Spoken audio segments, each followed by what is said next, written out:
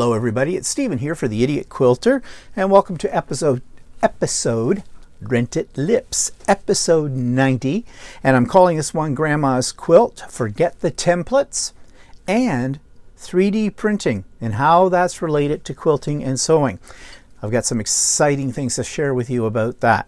So first of all, before we even get into what I'm doing with my grandmother's quilt, which is my continuing series of my reproducing of my grandmother's quilt that she made for me in the early 80s or late 70s, I want to talk about Christmas. Of course, that's all I've been talking about.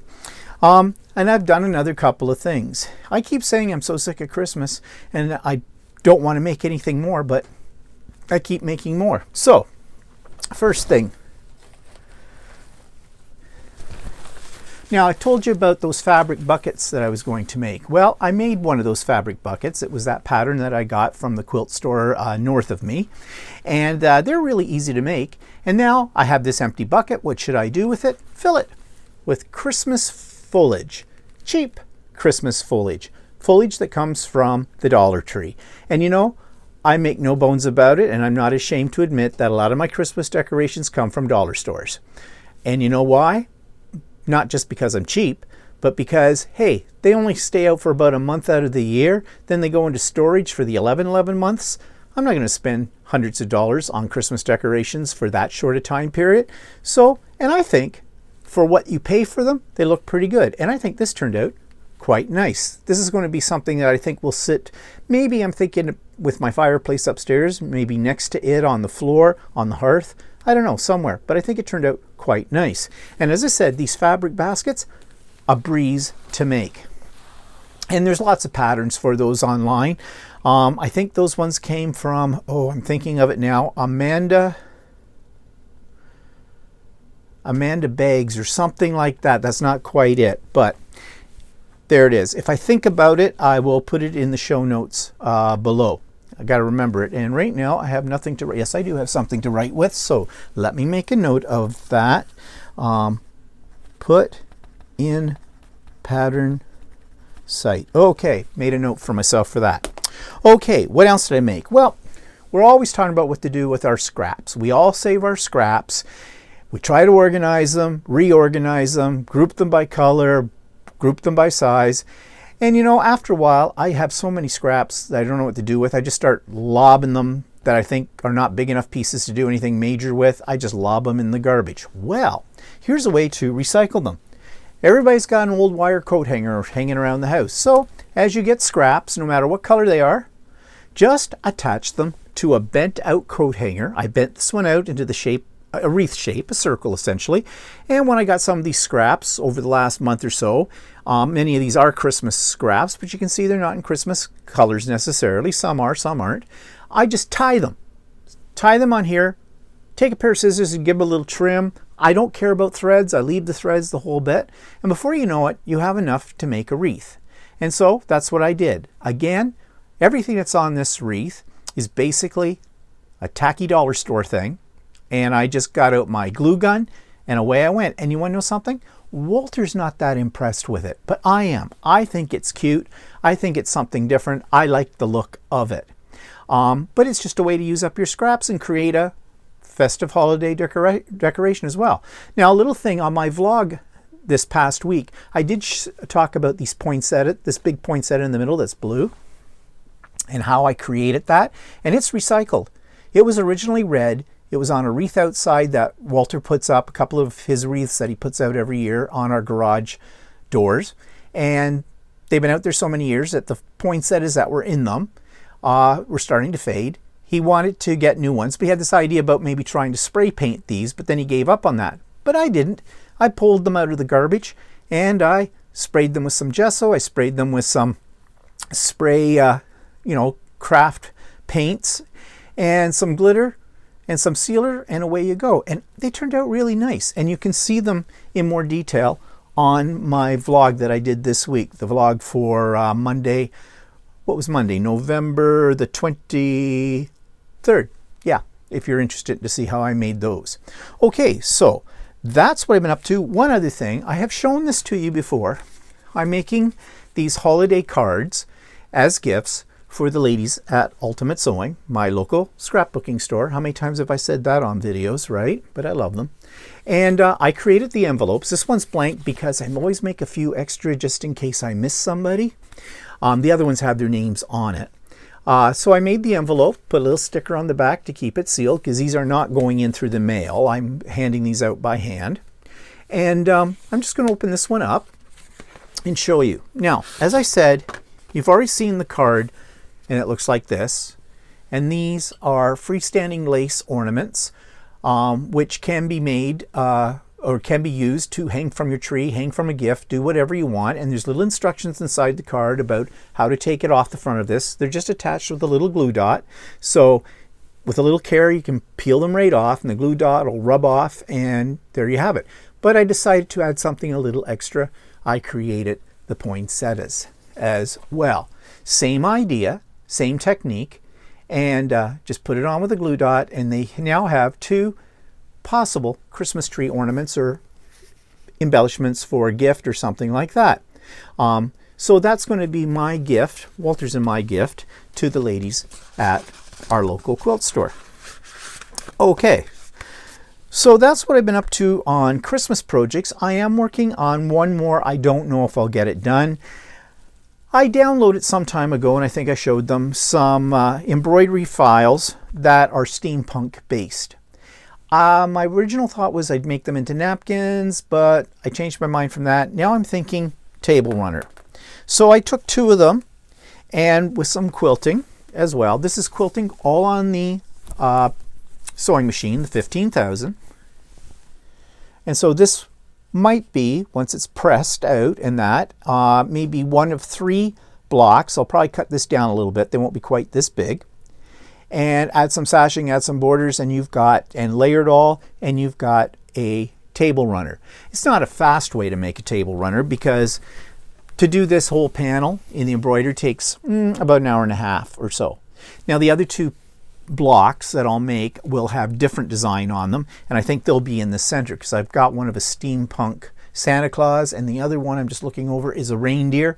So I think one will have the reindeer in the center, one will have the Santa Claus, and it'll have the same sort of quilting, which I'm not sure if it's, you can see it. I'm trying to get the light on it properly. Yeah, there it is in the background. Now this quilting, because this isn't layered, all you have on the back here is my stabilizer. So there won't be any quilting on the back of this as a table runner because of the way it's done this way. But that's fine. It's just a table runner, so you know, you don't need a lot of quilting on that. So yeah, that's probably going to be my last Christmas project because we're getting close now to the time that I need to put all this stuff together and start putting it out around the house. And when I do that, I'll show you how that all looks in a future video. Okay, so the other thing that I bought this week, new toy, I've wanted one for a while. Actually, after today, I was starting to second guess myself on this purchase, but I bought a 3D printer. Now, 3D printers, I've done a lot of reading about them over the last couple of years, and they've gotten progressively better over that time period and cheaper as well, as into the price that you pay for them. Now, they are such a thing that they just don't work right out of the box. They're not plug and play yet. There is some assembly required, but overall, you can do marvelous things with them. So I got one. It came on Monday. Actually, it came Sunday night. Walter and I spent half the day on Monday assembling it. And when I say we, I mean mostly Walter. I cheered him on. Actually, I was watching a very extensive YouTube video about my particular printer and how to assemble it, which was actually a really good thing because the instructions that came with it are very, very minimalist. And it was sort of done in the IKEA way, like diagrams, right? And any writing that was on it was Chinese or badly translated Chinese. So you know what I'm talking about. But actually, with patience, we got it all together. And I did my first few prints. And I'm going to be showing those prints on my vlog. But I'm going to show one that I finished just this morning. This was my most, try not to hang myself up in my microphone. This was my most challenging one to date because it took the longest. To print this out, and this is what I'm talking about, to print this out, this little frame, that took 13 hours. These printers are not fast because basically they're laying down a single strand of plastic filament and building up from there. So I went to bed and let it do its thing. I was a little worried about that. I did get up in the middle of the night a couple of times to check on it, but when I finally got up this morning, this was all done sitting there and it worked and it's great. So what is it? It is a pattern or instruction or recipe holder. It has a little lip down here, and when I first got it out here, I'll show you, it'll hold a clipboard as well. Just like that. Pretty nifty, eh? It's very solid. It's as good a quality as what you would buy in a store if you could buy something like this, that you would probably pay 10, 15 bucks for, maybe even more for it. Yes, it took 13 hours to make, so I'm not going into the business of making these anytime soon. But I'm really happy with it, and I'm making other things. Now, let me tell you about those other things. There's people out there who basically spend a lot of time designing files that you can put into your 3D printer to print everything under the sun. You name it, you can make it. And so I thought I would name it and find out what else is there. So I put in quilting, expecting to get nothing. Oh no, I got lots of things. Basically hundreds of things. Rulers, templates, all kind. Oh, there's Walter peeking around the corner. Did you want me? No, I just wanted to know what you wanted for dinner. I don't care, surprise me. See, it's nice to have your own cook as well. Anyways, as I'm saying, there you can print rulers, you can print little gizmos that you'd use in quilting. You can print sewing machine parts. Not a lot of them, and I don't know how well I would trust them, but there was presser feet and shanks and things like that. You can print, I said templates all right, ruler holders, buttons. You can actually print buttons as well. And if you know what you're doing, you can customize these things in terms of color and things like that too. So I'm just overwhelmed right now with all the possibilities that one can make using a 3D printer. Now I've run into some problems. They're not foolproof, but at the moment it is printing some little nose guards for your masks, for the COVID masks. When you wear your glasses, I'm sure a lot of people know this, if you don't have one of those little wires built into it or whatever, your glasses fog up. Well, we bought some of those wires. Walter made little sleeves and sewed them inside our masks, and we can just slide them in and they bend over your nose and work. Well, they worked the first time, but I have found over repeated uses they get weak and they'll either snap in half or they just don't seem to hold like they should. Well, what I'm printing out right now are little plastic ones that clip in the inside of your mask, and it doesn't matter what style of mask you have, it works on them all, and it just fits over top your nose. And actually, even though they're made out of a hard plastic, they're actually very comfortable. In fact, I find it a little bit more comfortable than the little steel ones that were in it. And it holds really well, and no steaming up on my glasses. So I really like that. So I'm now printing out about 5 of them at one time. Walter wants some for his masks, and I figured I'd print out a few extra ones because maybe for the neighbors or for other people, they might want them as well. There's also things I can print out that are accessories for the 3D printer, and I've done that already with a few of them. Next week on my vlog, however, I will be talking about the 3D printer a little bit more extensively, but I want to tell you about it because the things that I am going to make that are related to my sewing room are great. And I'll be talking about those in future videos and showing them to you. As long as I work all the bugs out. Because there are bugs, there are things you have to play around with. 3D printing, as I said, is not plug and play out of the box. There are some little tricks. Luckily, there is a lady who lives close to me, excuse me, who is the daughter of a lady that I used to teach with for many, many years. And she is an expert in 3D printing. She has 2 3D printers. She's an artist. Very clever lady. She's about 24, 25 years old, I guess. I want to call her a girl, but she's really a lady. And I wrote to her this morning, and she gave me some solutions to a couple of problems I was having. And she has offered to, when we figure out how to do it safely, to, if I have any other questions, to come over and look at my machine and help me fine tune it, which is really nice of her. And I'm going to give a shout out to her her YouTube channel. It's Studio of MM, the 2 letters MM. And check her out, because she is a wonderful artist. But it's not just that. She's also into cosplay. She's into lots of things as well. And her stuff is fantastic. And she does a lot of 3D printing as well. So I strongly suggest you check out her YouTube channel. And I will make a note to add that to the show notes below. Okay, so that's enough right now about my 3D printer. Can you tell me? I'm like a kid at Christmas time. I've got this new toy and I'm just all about it. Okay.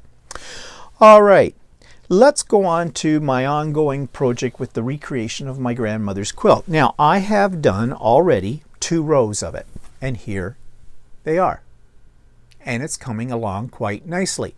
Now, last week I talked about cutting these blocks out with the quarter circle and the problems I was having, and I have templates for them. It's a Drunkard's Path template, and I have that one. I bought some other templates that I tried, little different size, and for the life of me, I'm getting frustrated trying to sew these curves in. Now the thing is, I have done it before. Now they were bigger pieces, it was a different quilt, and once I did 1 or 2, I was flying along, no problem. But for some reason on these ones, which are much smaller, I'm having problems getting it lined up. Well, actually, I saw a video the other day, and there was one little thing that I didn't do that I think would have made the difference. But it's going to take a long time, because you don't sew curves fast. And it is a little tedious. So I'm thinking, what other method could I use? I remember I have 2 devices that are really handy.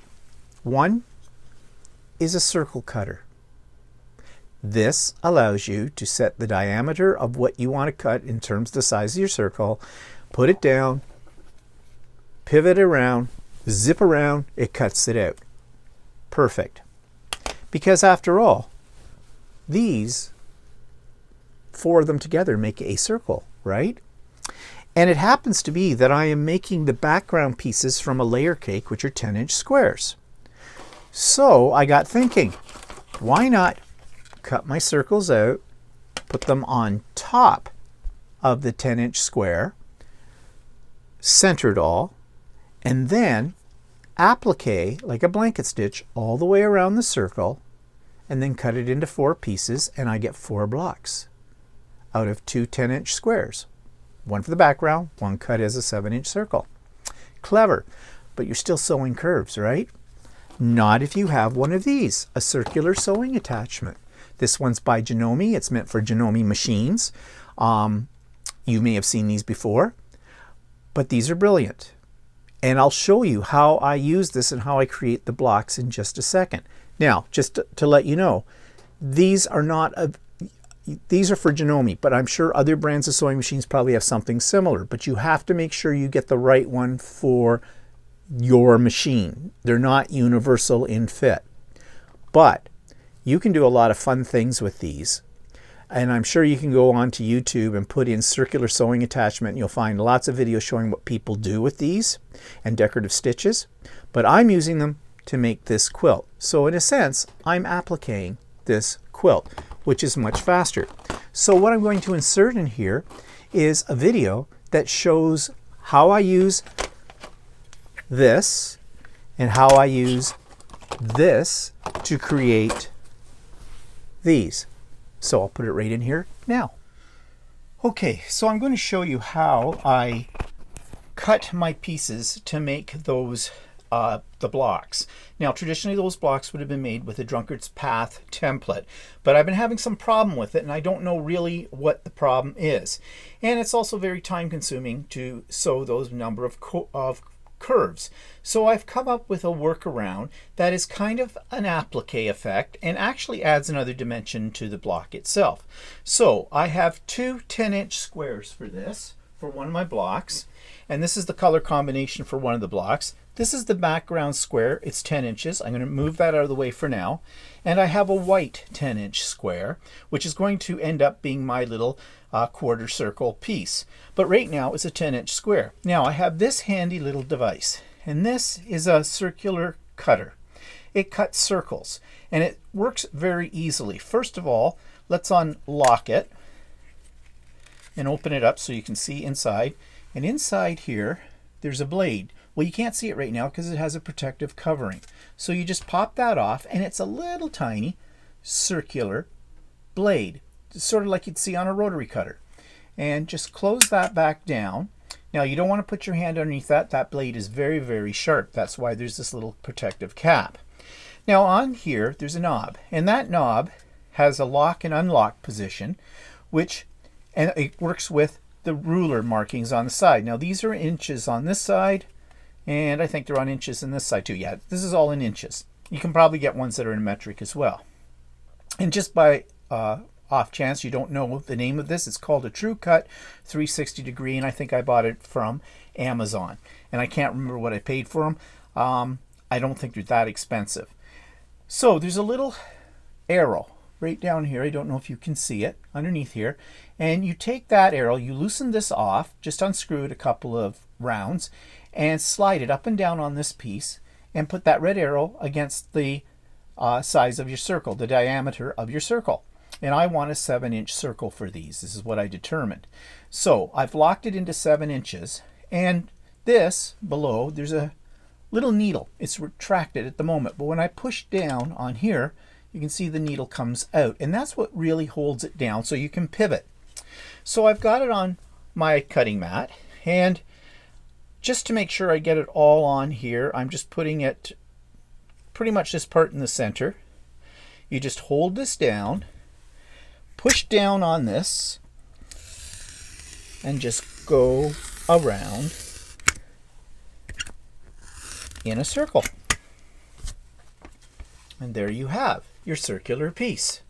Now what I'm going to do next is take the background piece, and I'm going to fold it in half, and I'm just going to give it a very light press so I have a line. So I'm taking it over here to my iron, which you can't see in this shot. So I just lightly press there to make a line, and I'm going to fold it again. And what I'm trying to do is get a center mark.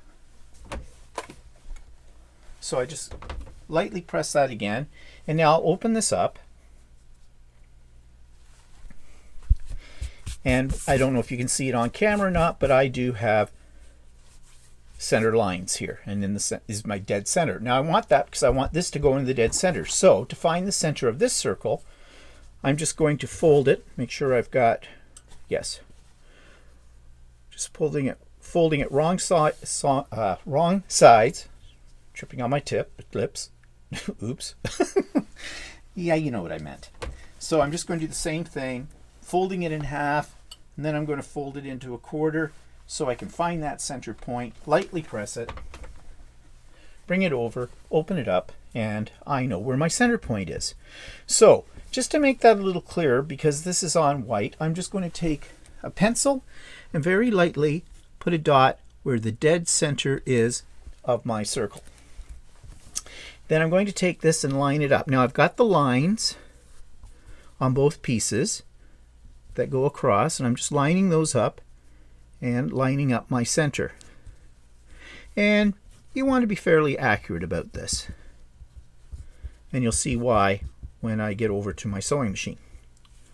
Okay, once I have those lined up, I'm going to take a couple of pins, and I'm just going to pin it in place well away from the edge, making sure I've got everything lined up still.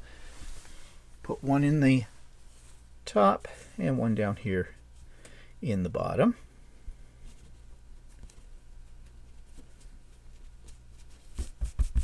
And again, just checking to make sure everything's lined up. And that looks pretty good. So now I'm going to put this away. I'm just going to show you. It's unlocked. There's a little button here. Push that in, pull this open, and carefully put your little protective cap back over the top of that. Close it, lock it, and you're good. Okay, I'm going to move the camera over into position so you can see what I'm going to do next at the sewing machine.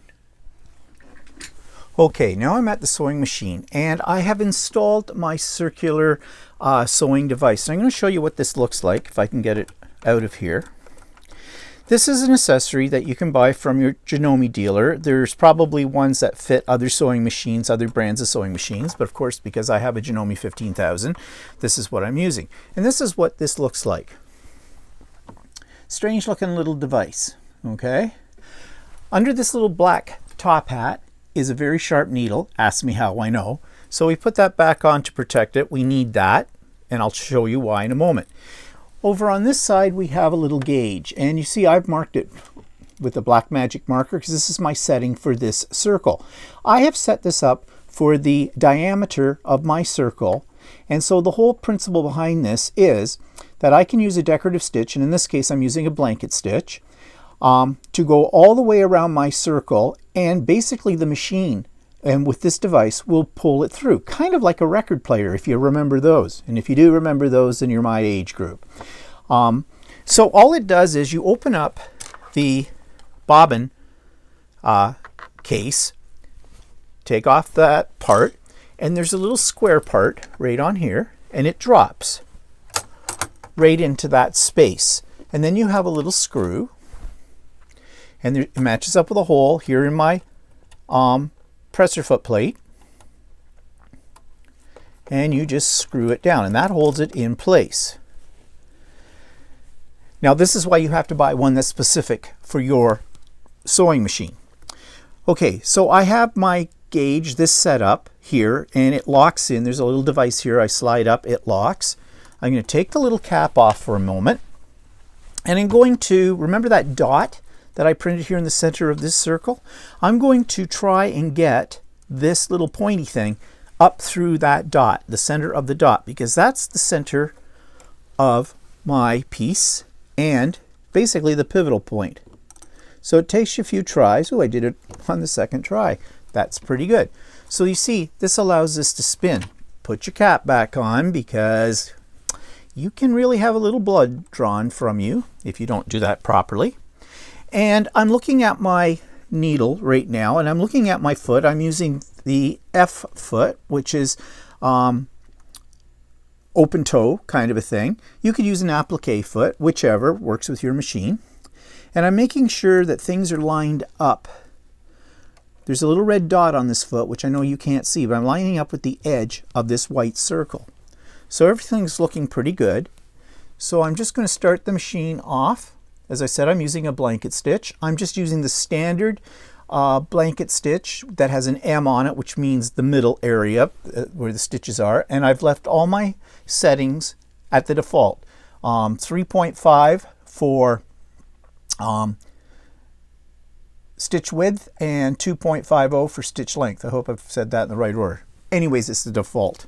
And of course, on your machine, you would set it up according to your preference, but this seems to work okay for this. And so here we go. And as I'm going around this, the feed dogs are feeding this through automatically, but I may watch very carefully to make sure that it doesn't go off the edge of my circle here.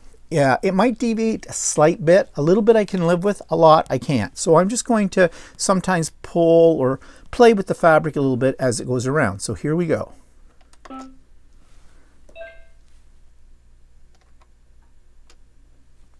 And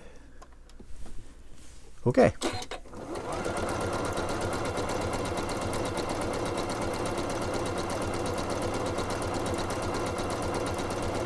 So right now it's doing a blanket stitch all the way around the edge of my white circle.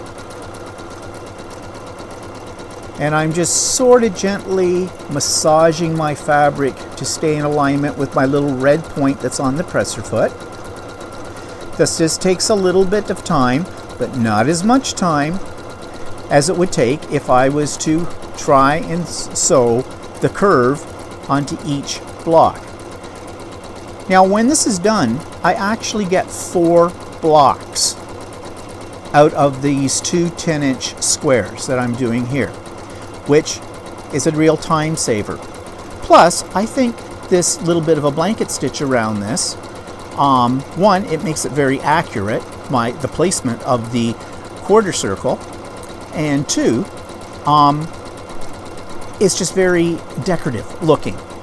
I'm just using a light blue thread, and I have several different shades of blue, and I'm using whites in this quilt. So I picked this one blue, which I can use with all of my blocks. I don't have to switch out colors, but I could. I could if I wanted to. So we're just getting around here, and we're just about halfway there. And I'm letting you watch this in real time. I'm not going to speed this up because I want you to see what I'm doing. I am making little minute adjustments as this goes around. But having that circle cutter cut out the circle makes it very, very accurate. Much more accurate than I could get if I was to use scissors, use a bowl upside down or something on here and draw around with a pencil and then cut it with the circles. I wouldn't get it that accurate. Maybe some of you would, but I don't. I'm not that great at fussy cutting. And the other thing is, I know everything is going to be uniform because this is how I'm going to cut all the circle pieces that I need for this. And it allows me basically to use pre-cuts because I'm just using, with the exception of the white, I'm just using, as you know, a couple of layer cakes, which are 10 inches each. I did cut the white out of yardage. Just cut it in 10-inch strips and then cut those so they're 10-inch squares. But if I had wanted to, I could have gone out and probably have found a layer cake in white, which were the 10-inch squares. I could have done that, but I didn't do that. Now you might find that your fabric, and it is, so I'm going to stop this for a minute. My fabric's bunching up a little bit under here, and that happens. So all I'm going to do is raise my presser foot, and I'm just going to basically stretch the fabric. I'm going to lift up my needle. Lift up my needle. No, put down my foot. Lift up my needle. Lift up my foot. And I'm just easing this under because I don't want a wrinkle in it.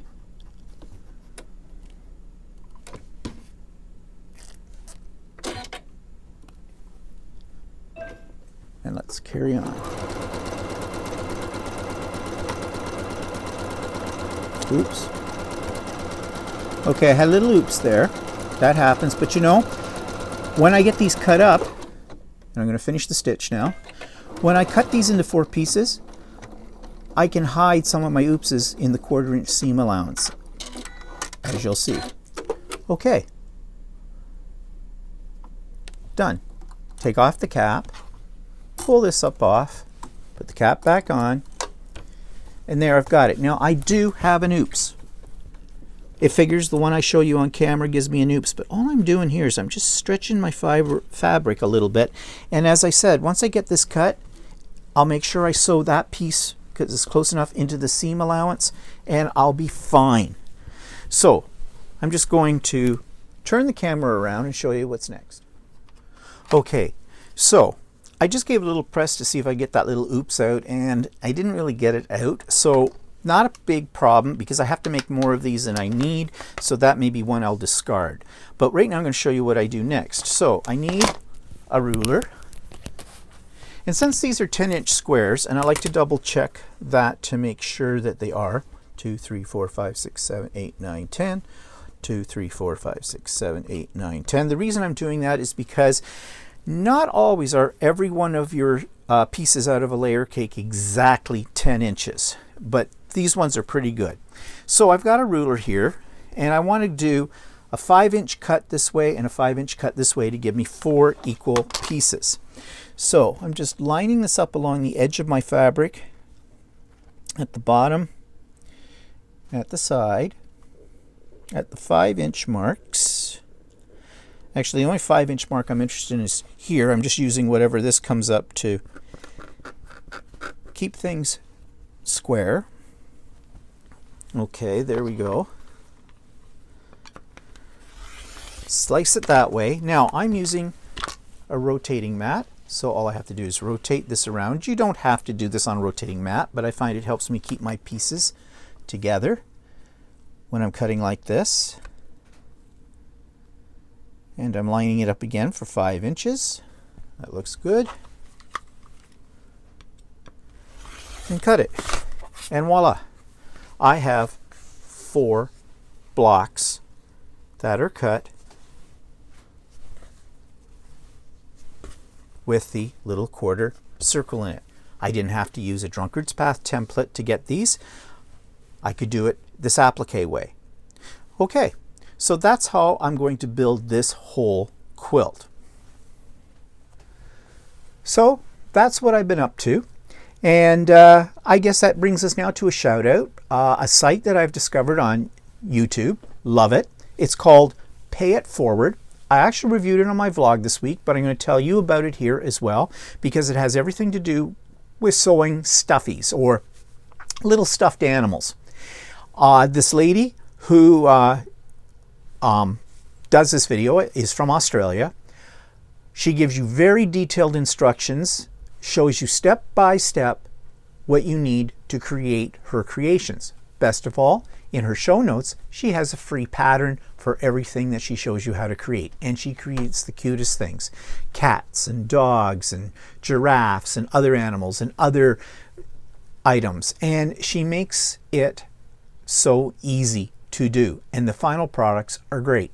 So I strongly suggest, if you're interested in that kind of thing, and with Christmas coming, I am sure you might be able to knock off a couple of these for some of the kids in your family or other people who might like these kind of things.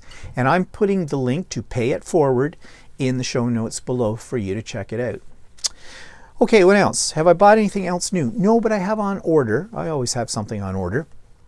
Martelli had their big sale last weekend, up to 50% off. And I have wanted one of their big cutting mats for quite a while. 2 things have stopped me from ordering them. One, the price. They're about $200, a little over $200 American. And second is shipping. It's not free shipping, and it has to come from Florida to me here in Canada. And there's a lot of things that can go wrong with that in the meanwhile. But I'm so sick and tired of the cutting mats I use right now. I buy mine from an art store called Curry's. They're good cutting mats for crafting. Just don't get an iron near them because they will bend and warp if heat hits them. And stupid me, I don't know how many of these I have bought. And I have a wool mat, pressing mat. And I happened to one day put it on top of my cutting mat, steaming away, and went, oh crap, I didn't think about it. It's only a wool mat. The steam goes right through and my mat gets warped. And once your cutting mat is warped, I have tried different ways to flatten them out. No success. You can apply heat, you can apply weight to that and the whole bit. Nope, you still have a warp. And of course, when you're cutting your fabric on them, yeah, it can cause you some grief. So the Martelli mats, I know several people that own them. They say they love them. They're heavier than the ones I use right now. And I got the big one. I got a 30-inch by 60-inch, which fits my area that I'm sitting in front of right now perfectly. However, one problem. My iron also sits just over there, and that's where I have an ironing spot. Well, the cutting mat is going to go right across that spot, so I can't just lay my wool mat on top of it because it's a good mat, but it still will succumb to heat. So what to do about that? So I built myself a pressing board. Piece of plywood, a little bigger than the wool mat. I covered it in 2 layers of batting and then a layer of canvas. Staple gunned it to the back of it, made nice boxed corners on it, the whole bit. And now I have my wool mat sitting on top of that. And it's still my ironing station. But what will happen is the cutting mat will be underneath that, but it will be protected. The heat won't get at it. It'll be fine. And when I need more length for cutting, I can just pick up the whole pressing board with the wool mat and just set it to the side, and I've got that area. So that's how I am making a very small space work for me for something that's larger. So I'm excited about when this arrives. Well, when will it arrive? It's going for a trip around the world. I get notifications of where it is at various stops. Yesterday it was in Toronto, supposedly at Pearson Airport, but today it's at the airport in Detroit. don't know how that works. So it may be a while before I see it, and I'm kind of prepared for that. This isn't something I need absolutely tomorrow. So, but it would be nice to get it, you know, within another week, I would hope. And I'll talk all about that when it happens. Okay, so some final thoughts. Christmas show. What I mean by the Christmas show is, well, there's two things here, and they kind of cross over my various platforms. You know that if you're new here, I also have my weekly vlogs on Monday under Bland Designs. And I also have Stephen and Walter Live, which Walter, my husband, and I do every Sunday afternoon at 4 p.m. Eastern Standard Time. And that's something where we just talk about whatever along with other people, and we encourage other people to join in the conversation. Well, I am planning, as I said, to do an episode where I show you all my Christmas decorations that I've made this year and last year, and what I'm going to do with them this year as far as decorating the house is concerned. So that's one Christmas show. But we're also going to have another Christmas show. It's going to be what we call S&W Live, Stephen and Walter Live Zoom Christmas party. That'll be on December the 20th of this year, 2020. It'll start at 4 p.m. It's a Sunday afternoon, 4 p.m. Eastern Standard Time, our time. And we're asking you to come with your festive clothing on. So if you've got some really tacky, I mean lovely Christmas sweaters you would like to wear, or something else, you know, heck, some of those earrings with the big ornaments on them, or even wrap yourself up in tinsel. It matters not to us. Just come festive. Bring your favorite drink, whether that be alcoholic or non-alcoholic, your choice, whatever gets you in the mood. Bring along with you a favorite Christmas memory that you'd like to share with us in like 2 minutes or less time, or even if you've got a story around a favorite Christmas decoration that you would like to showcase for us. Again, we'll just keep those short, to the point, and I'm sure after a few more drinks we'll think everything is like great. And we're going to maybe play a few games as well. Not sure how that's going to work out yet, but I'm working on it. So that's on December the 20th, and there will be a link for that in the show notes to my vlog coming on Monday, December the whatever comes before the Sunday of that. I guess that would be, let's see, that would probably be December the 14th. It'll be in there.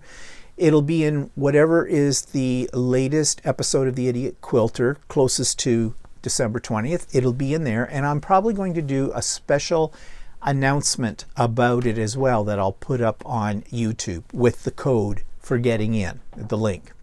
So I hope you'll think about that and be able to join us. It should be a hoot, to say the least. Okay, so that's me for today. I'm going to go in and check my 3D printer. It should be just about finished, what I have it set up to do now. And I'll be showing you more 3D printed things that are related more directly to sewing and quilting as I get them done in future videos. So have a great week. Thank you for joining me today, and we'll see you soon. Bye-bye.